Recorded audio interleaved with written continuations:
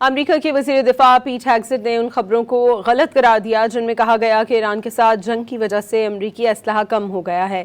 ये बयान अमरीकी सेनेटर मार्क खेले के एक इंटरव्यू के बाद सामने आया, जिसमें उन्होंने कहा था कि पेंटागन ने ब्रीफिंग में बताया है कि अमरीका ने बहुत ज़्यादा हथियार इस्तेमाल किए हैं और इससे मुल्क की दिफाई ताकत मुतासर हो सकती है। असलहे के ज़खायर दोबारा भरने में कई साल लग सकते हैं और इस सूरत हाल से चीन जैसे मुमकिन खतरात का मुकाबला करना मुश्किल हो सकता है।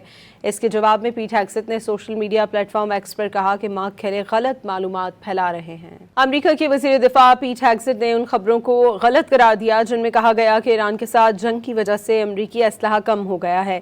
ये बयान अमरीकी सेनेटर मार्क खेले के एक इंटरव्यू के बाद सामने आया, जिसमें उन्होंने कहा था कि पेंटागन ने ब्रीफिंग में बताया है कि अमरीका ने बहुत ज़्यादा हथियार इस्तेमाल किए हैं और इससे मुल्क की दिफाई ताकत मुतासर हो सकती है। असलहे के ज़खायर दोबारा भरने में कई साल लग सकते हैं और इस सूरत हाल से चीन जैसे मुमकिन खतरात का मुकाबला करना मुश्किल हो सकता है।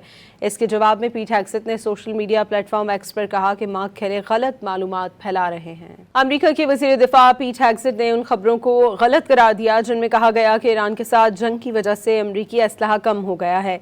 ये बयान अमरीकी सेनेटर मार्क खेले के एक इंटरव्यू के बाद सामने आया, जिसमें उन्होंने कहा था कि पेंटागन ने ब्रीफिंग में बताया है कि अमेरिका ने बहुत ज़्यादा हथियार इस्तेमाल किए हैं और इससे मुल्क की दिफाई ताकत मुतासर हो सकती है। असलहे के ज़खायर दोबारा भरने में कई साल लग सकते हैं और इस सूरत हाल से चीन जैसे मुमकिन खतरात का मुकाबला करना मुश्किल हो सकता है।